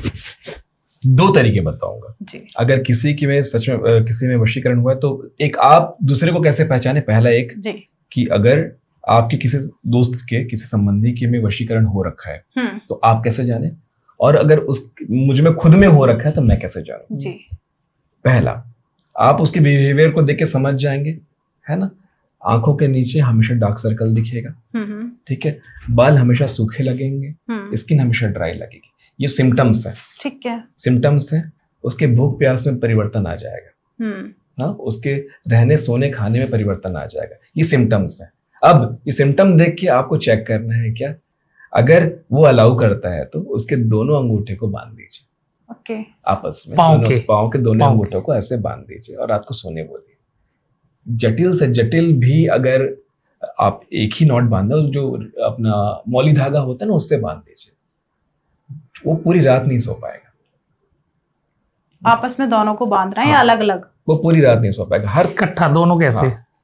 और अनकंफर्टेबल हो कि नहीं, थोड़ी देर तो नहीं। एक आम आदमी को आप बांधिए, उसको बांध दो कि थोड़ी देर में नींद आ भी जाएगी अनकंफर्टेबल। ये पूरी रात नहीं सोएगा, ये पूरी रात नहीं सोएगा और इसको बहुत बुरे सपने आएंगे। मतलब कि वो आप उसके लिए शत्रु की तरह हो जाएंगे। भले उसका कंसर्न रहे बांधने को लेके, आप उसके शत्रु बन जाएंगे। ये सबसे सहज तरीका है जानने का। दूसरा, खुद जानना है कि आपके में कोई नजर दोष। मंदिर जाइए, घंटी के नीचे खड़े होकर घंटी बजाइए। घंटी के नीचे आपका पूरा शरीर थरथराएगा, पूरा शरीर थरथराएगा। तो नजर दोष का आप नजर दोष में फंसे हुए हैं, नजर दोष में फंसे, वशीकरण में फंसे हुए। नजर दोष नहीं, वशीकरण में। बॉडी की सेंसेशंस, बॉडी की वाइब्रेशंस, आपकी सारी इंद्रियां आपको चिल्ला के बताएगी कि ये वो मौका मिलेगा आपको। उस जो तरंगे आपके शरीर से दौड़ेगी, उस समय आपको एक सुरक्षित मौका मिलेगा जिसमें आपकी पूरी इंद्रियां आपको बताएगी कि हम फंसे हुए, हमें बचाओ, हम फंसे हुए, हमें बचाओ। उस और के उस तरंगों के अंदर जो त्रिकोण तरंगे ऐसे निकलती है घंटी से, उस टाइम पे आप बिल्कुल सुरक्षित वातावरण में आ जाएंगे। उस समय आपकी इंद्रियां आपको बता देंगी कि आप फंसे हुए हैं, हमें बचाओ। इसमें एक बात ऐड कर रहा हूँ गुरुजी, हाँ, कि जब आप घंटी मारते हो ना, तो कई बार हम क्या करते हैं कि हम इग्नोर करते हैं बहुत ज्यादा। हमें आदत नहीं होती, हैबिट नहीं होती इन चीजों को नोट करने की, समझने की। इसलिए जरूरी नहीं है कि कई बार एक बार में नहीं पता चलता तो हम तो ओके हैं, हमें तो कोई दिक्कत नहीं।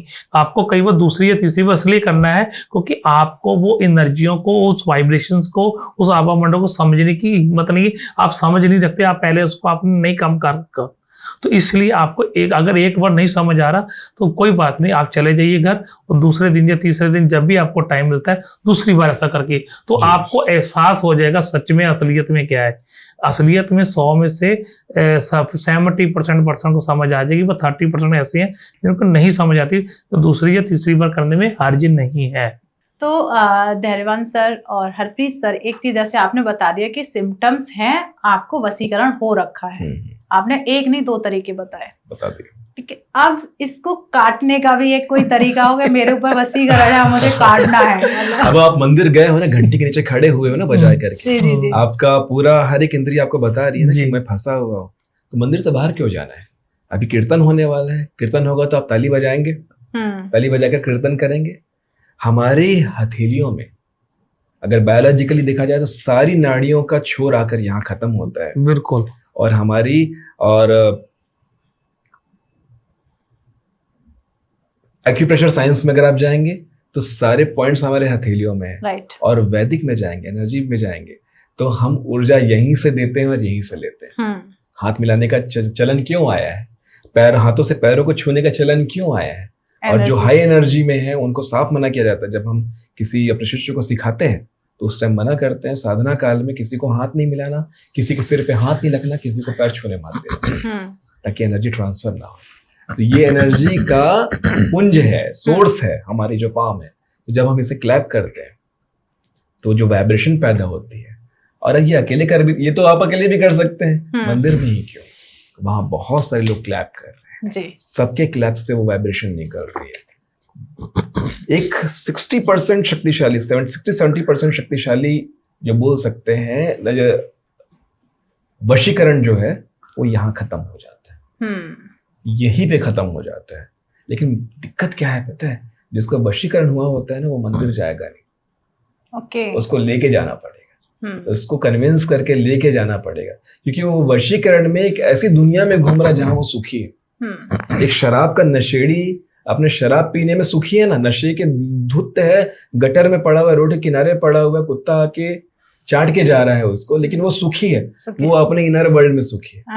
आप उसको नहीं समझा सकते, चल नहा ले, कपड़े बदल ले, वो बोलेगा हट मुझे नहीं चाहिए। बिल्कुल। तो ये चीज किसी उसके परिजन को करना पड़ेगा, और ना हो तो फिर हीलर्स तो है ही।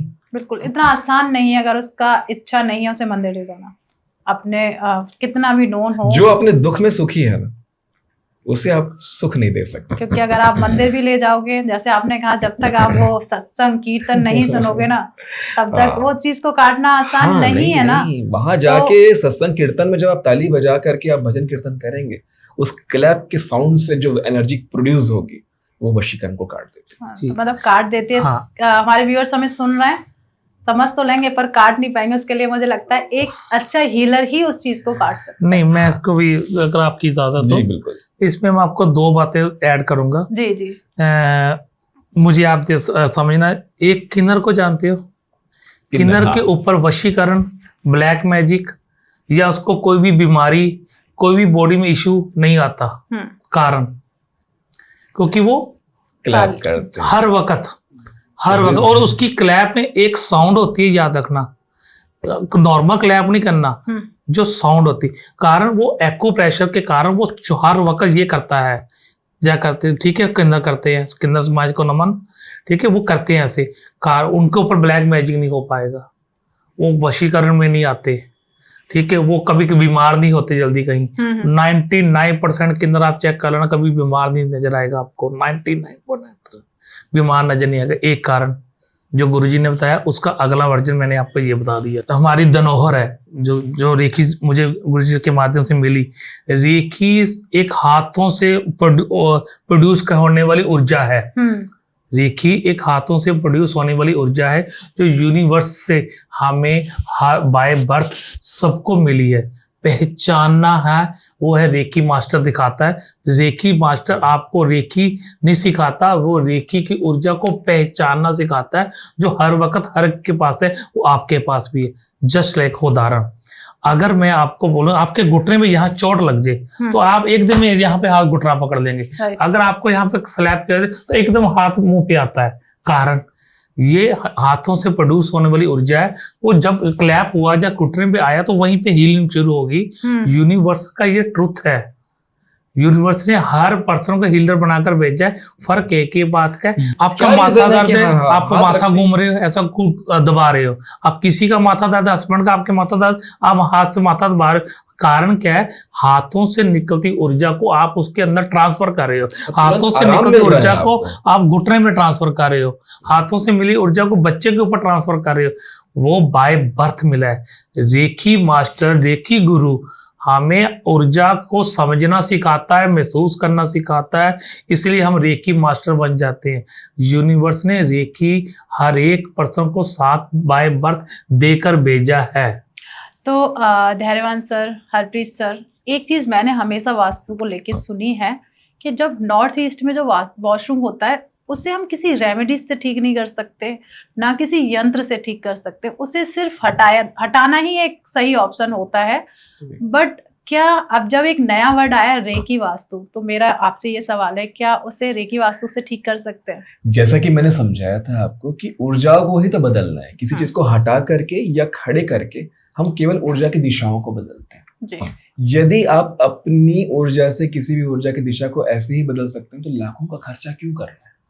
क्यों तोड़ फोड़? आपने इतने प्रेम से एक घर बनाया है, सिर्फ एक दिशा दोष गलत हो गई तो आपको तोड़ना पड़ रहा है, ये आपका मन भी गवारा नहीं देता है ना। बिल्कुल। रेकी वास्तु से हम आराम से ऊर्जा के इस घेराव को बदल सकते हैं, और नॉर्थ ईस्ट में होने वाले उस टॉयलेट को पूरे जीवन के लिए वैसा का वैसा छोड़ सकते हैं। हाँ, लेकिन एक कुछ नियम का पालन करना होता है। घर के मालिकों को, घर का जो मेन सदस्य है उसको फॉलो, हाँ, ऑनर होता है उसको। हर साल में एक बार एक रिचुअल वहां परफॉर्म करना होता है, एनर्जी का एक लेवल वहां बदलना होता है, जिससे कभी वास्तु दोष नहीं आएगा। किसी से भी चेक करवा ले। इसके रिलेटेड मैं आपको एक बात बता देता हूँ। मेरा घर जो पंजाब में है, सर का छत्तीसगढ़ में है। हम दोनों का घर वास्तु से उल्ट है। कोई भी एक भी काम वास्तु के मुताबिक नहीं है। और हम और 45 के, देखो मैं अगर आपको बताना चल जो वास्तु में भी 45 देवते हैं, इतनी दिशा है, नॉर्थ ईस्ट है, नॉर्थ ईस्ट है, इसमें ये 32 है, पर ये सबको पता है। आज की डेट में किसको नहीं पता, सोशल मीडिया का जमाना है।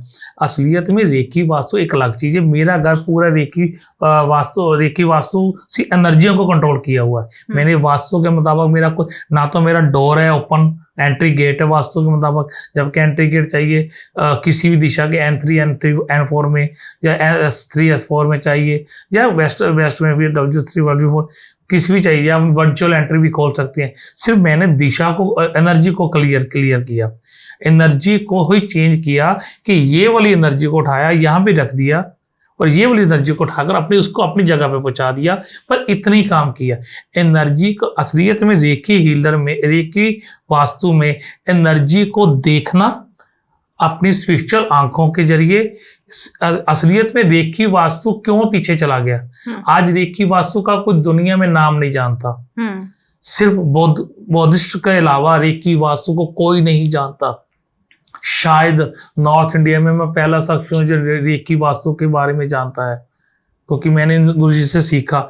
कारण क्या है कि असलियत में हमें स्पिरिचुअल आंखों के जरिए एनर्जी को महसूस करना है और देखना है कि उनसे बात करनी है, और उस एनर्जी को समझना है, और समझकर उस एनर्जी को उठाकर उसकी दिशा को चेंज कर देना है, और दूसरी दिशा की एनर्जी को वहां उनकी जो उनका एनर्जी समझ रखती है, जो वो खुद बताए। एनर्जियां बात करती हैं, मैं सही बात करती हैं, एनर्जियां बात। हमें एनर्जी को ही चेंज करना। एनर्जी क्या है? हवा, एयर देखती है। कम्युनिकेशन है, कम्युनिकेशन हर एक न्यूट्रॉन, प्रोटॉन, इलेक्ट्रॉन में कम्युनिकेशन है। हर एक एटम में आपस में कम्युनिकेशन है।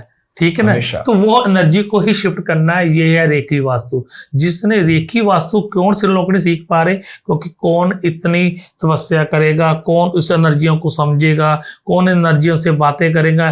ये तो हवा की में बातें हो रही हैं। तो हम तोड़कर ऐसे कर लेते हैं, या हम एक चिन्ह लगाकर एनर्जी को कंट्रोल कर लेते हैं, या हम कोई ऐसा ऑयल लगाकर, फ्रेग्रेंस लगाकर एनर्जी को कंट्रोल कर लेते हैं। वो एग्री करता हूँ, उसकी टाइमिंग होती। पर असलियत में जो एक बार आपने एनर्जी को जगह दे दी, ठीक है, घर का एक मंदिर है, आपने मंदिर को एक जब डिजाइन किया है, घर में एक मंदिर बनाया, मंदिर को एक जगह दे दी, ठीक है ना? अब बार बार मंदिर को जगह तो चेंज करेंगे, तो क्या बात है कि उस एनर्जी को जब एक बार अपनी दिशा चेंज कर दी, एक जगह दे दी, तो वो एनर्जी वहीं पर रुक गई। अब वो एनर्जी तो अपनी मर्जी से चेंज नहीं होगी जब तक आप उस एनर्जी चेंज नहीं करेंगे, या वहां पे कुछ ऐसी चीज रखेंगे तो एनर्जी को डिस्टर्ब करेंगे, तो एनर्जी चेंज हो जाएगी। अगर आप एनर्जी को एक बार फिट कर दिया, एनर्जी की दिशा को चेंज नहीं करोगे, जो उसको दिक्कत नहीं दे रहे, तो वो कभी चेंज नहीं करेंगे। इसलिए लंबे समय का वास्तु क्लियर है। राजों महाराजों के जमाने में ये एनर्जियों की वास्तु था। जब राजा का महल बनता था तो वो तब कहाँ से वो वास्तु?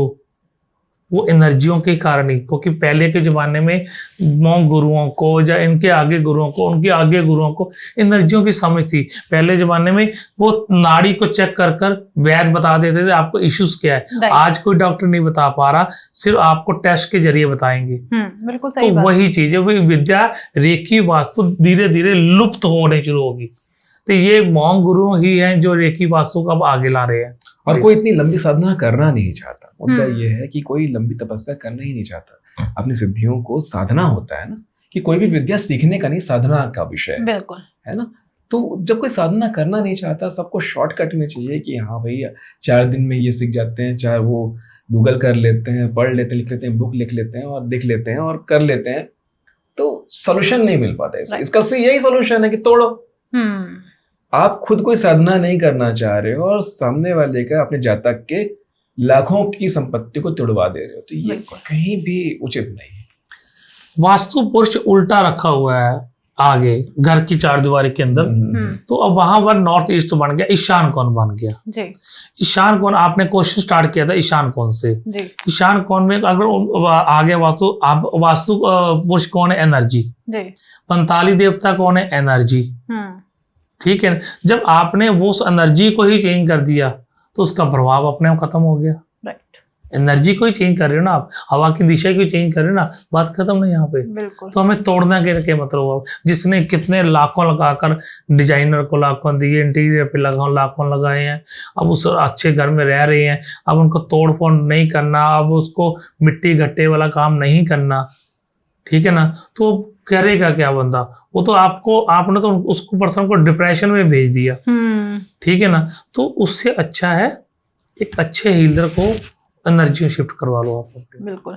एक चीज और होती है, जैसे हम एक प्रॉपर्टी लेते हैं, एक खाली प्लॉट है, क्या उसमें भी हम अपनी एनर्जीज को और इनहेंस कर सकते हैं, जिससे अगर हम उसमें अपना घर बनाते हैं तो इतनी अच्छी एनर्जी हो कि उसमें एंट्री करते ही बारे न्यारे हो जाएं? गुरुजी इस बात का, क्योंकि गुरुजी इसमें सबसे माहिर हैं भूमि पूजन में, जो ये भूमि को टच कर बता सकते हैं पूरी एनर्जी को, सिर्फ भूमि को टच करके पूरी बता देंगे कि पूरी एनर्जी। ये मैंने अपनी आंखों से कई बार देखा हुआ है कि सिर्फ टच करते सारी पूरी भूमि की शेप नजर आ जाती है इनको। इनकी नीचे की एनर्जियां, भूमि के नीचे की एनर्जियां कितनी काम करती हैं, यहाँ पे जियोपैथी के कितनी तरंगे आती हैं, टच करते सारी बता देते हैं।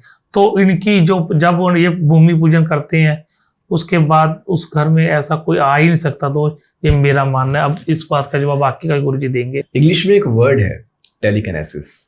ओके। टेलीकिनेसिस, जब आपके घर में कोई गाड़ी आती है, आप पूरा परिवार मिलके हाथ जोड़ करके थाली लेकर के जो करते हैं, विज्ञान में उसको टेलीकिनेसिस कहते हैं। ओके। आपके किसान जब हल चलाना शुरू करता है, खेतों की शुरुआत बुआई शुरू करता है, तो अपने हल की पूजा करता है ना, और हमारे रिचुअल्स में उसको परफॉर्म किया जाता है, वो सब टेलीकिनेसिस है। तो टेलीकिनेसिस के थ्रू, इंग्लिश वर्ड है, इसको हम वैदिक, हम अगर हम समझेंगे अपने रेकी में समझते हैं, इसको हम बोलते हैं एनर्जी शिफ्टिंग जी। हम अपने प्रार्थना के दम पे, जब भी हम एक रेकी हीलर प्रार्थना करता है तो ऊर्जा को पहले अपने ऊपर लेता है, तो उस पॉजिटिव एनर्जी को अपने ऊपर लेता है। तो इससे हमारा फायदा क्या होता है, हम चार्ज हो जाते हैं उस एनर्जी से। मतलब हम जब किसी और को हील करते हैं ना, तो पहला फायदा हमें मिलता है। किसी भूमि को जब चेक करने हम जा रहे हैं और हम देखते हैं कि यहाँ की ऊर्जा अच्छी नहीं, तो बस हमें वही करना होता है। हमें अपनी उस महान प्राण ऊर्जा को हम बुलाते हैं, गुरुओं को याद करते हैं और अपना हाथ वहां रख करके अपनी सारी ऊर्जा उसमें शिफ्ट कर देते हैं। देन सारा परिवार मिलके, जो लोग उस घर में सम्मिलित होने वाले हैं, वो सब मिल करके एक पूजा करते हैं, एक अर्चना करते हैं। और उस पूजा के दौरान जब उन सब का मन एक साथ एक जगह पे जुड़ा हुआ है, बस उसी टाइम हम एक रेकी हीलिंग का रिचुअल परफॉर्म कर देते हैं, और वो परफॉर्म करके एक क्रिस्टल को उस जमीन में डाल देते हैं। वो हमेशा के लिए, जब तक वो क्रिस्टल उस जमीन पे रहेगा, कभी कोई वास्तु दोष नहीं होगा। जमीन से जुड़ा हुआ वास्तु दोष नहीं होगा, है ना। हाँ, घर बनने के बाद अगर कुछ इधर उधर हो गया है तो वो उसका वास्तु दोष है, जिसका भी उपाय लामा फेरा से हम रेकी से हम आराम से कर सकते हैं। इसी में मैं आपको एक बात बताऊं, गुरुजी ने मुझे अभी भी याद कराया उन्हें बात करते करते, कि जब हम किसी को हील करते हैं तो ऊर्जा ऊपर से पहले हमारे अंदर ट्रांसफर होती है, हम फुल एनर्जेटिक होते हैं और तब दूसरों को हम ऊर्जा को प्रदान कर सकते हैं, तो उसको एनर्जी देकर हील करते हैं। ये एक वर्ड सुनकर मैं रेकी की तरफ हुआ था, रेकी की तरफ चला था, रेकी की तरफ ट्रांसफर हुआ था कि ये मुझे भी करना है। ये एक क्वेश्चन को लेकर, सिर्फ ये एक वर्ड को गुरुजी के लेकर जब मैंने उनको शुरू में उनसे बात की, तो उन्होंने मुझे फोन, तब मेरी फोन ढूंढे। पहला शख्स जो इनके घर में कई महीने रहकर आया, पहला शख्स जो इनका पर्सनल फोन नंबर मैंने ढूंढ लिया था, जबकि इन्होंने कभी पर्सनल फोन नंबर कभी किसी को नहीं दिया था। ये पुरानी 7 साल पुरानी बात है। तो ये वर्ड उन्होंने मुझे फोन पे बताया था, तो मैंने बोला अब तो रेकी करूंगा कि ये ऊर्जा कैसे उतरती है और कैसे हम इसको ट्रांसफर करते हैं। अब तो ये मुझे सीखनी है। वास्तु रेकी से जुड़ा एक और मजेदार किस्सा आपको बताता हूँ। हमारे पास दुबई से एक क्लाइंट का कॉल आया था। बहुत बड़े शेख का कॉल आया था, तो उस समय मैं जा नहीं पाया, तो मैंने पूछा पाजी आप चले जाओ, मैं उस समय व्यस्त था यहाँ। तो पाजी गए। अब वो सोचे कि धैर्यवान के यहाँ से कोई आए हैं तो बड़ा अच्छा रेकी वास्तु करते हैं ये। अब ये पूरा कर लिए, पूरा सिस्टम बता दिए, पूरा कर लिए। वहाँ से मुझे कॉल आता है, किसे भेज दिया आपने? ना कोई तोड़ फोड़ करा रहा है, ना कुछ हटाने बोल रहा है, ना कुछ खसकाने बोल रहा है। ये क्या है? ये इनको आता भी है?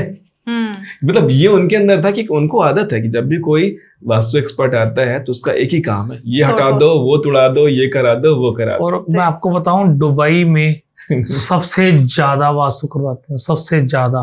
वो इस चीज को मानते हैं, वो इस विद्या को प्रॉपर ग्रहण करते हैं, प्रॉपर मानते हैं, उसकी पूजा करते हैं। असलियत में हम करोड़ों की बिल्डिंगें बन गई है, कैसे तोड़वा दे? बिल्कुल सही बात है। एक एक इंटीरियर उनका करोड़ों का हो जाता है। एक कमरे में एक 15 बाई 15 का कमरे, 15 बाई 15 स्क्वायर फीट के कमरा में 1 करोड़ रुपए का इंटीरियर हो गया, आप कैसे तोड़वा दोगे? सोचिए ना कितना नुकसान है। तो पाजी वहां से आ गए और फिर उन्होंने जो भी हमारी फीस थी उन्होंने हमें दे दी। बात खत्म हो गया। मैंने विश्वास दिलाया आप चिंता ना करें, सब ठीक है। ओके, मुझे खुद बात करना पड़ा, तो सारी बातें हो गई। उस किस्से के 10 महीने बाद, 10 महीने लग गए, पूरे 10 महीने बाद हमारी जो वहां की फीस थी वो तो, लेकिन 10 महीने बाद वहां से एक अपने आप ही बहुत बड़ा ट्रांजेक्शन हुआ हमारे अकाउंट में। बहुत मोटा, मैं अमाउंट नहीं बोलूंगा, बहुत मोटा। क्यों? क्योंकि उनको जो उम्मीद थी कि इतना खर्चा होने वाला है, उसमें का एक छोटा सा हिस्सा उन्होंने हमारी संस्था को ट्रांसफर कर दिया, क्योंकि उनका वो खर्चा नहीं हुआ। और 10 महीने में जो उनको ग्रोथ मिला पाजी के हीलिंग की वजह से, सही बात है। आज भी हम उसके टेस्ट मनी नहीं दिखा सकते, क्योंकि बहुत बड़ी फर्म है, बहुत बड़ी रिचुअल है। आज के समय में वो मुझसे ज्यादा पाजी को मानते हैं। वो आपके कारण, मेरा कोई लिंक नहीं है, वो आपका क्लाइंट आपके कारण। वो अलग बात है। देखो भारती में सिंपल सी बात है, जब हम किसी, मैं आपको पहले बोला ना, तोड़ फोड़ करा रहे हैं, आपको नजर आ रहा है। जब हम एनर्जी को इधर से उधर ट्रांसफर कर रहे हैं, वो आपको नजर नहीं आ रही, हवा आपको नजर नहीं आ रही, भगवान आपको नजर नहीं आ रहे, एंजल्स आपको, स्वर्गदूत आपको नजर नहीं आ रहे, एंटिटी आपको नजर नहीं आ रही, भूत प्रेत आपको नजर नहीं आ रहे, तो हम काम तो हो रहा है ना, सब कुछ समझ तो आ रही है सबको।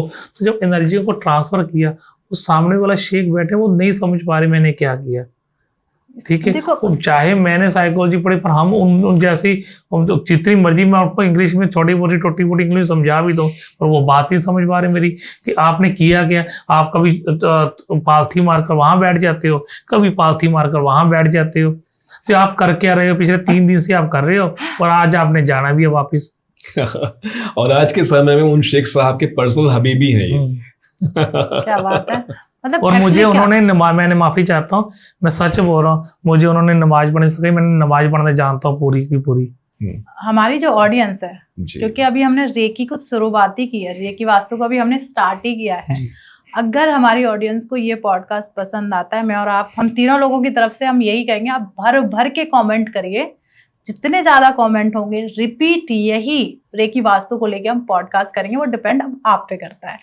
तो हरप्रीत सर और धैर्यवान सर, जो हमारे व्यूअर्स हैं, वो अभी हमें देख रहे हैं, उनके लिए कुछ आप कुछ अपने शब्दों में कहना चाहेंगे?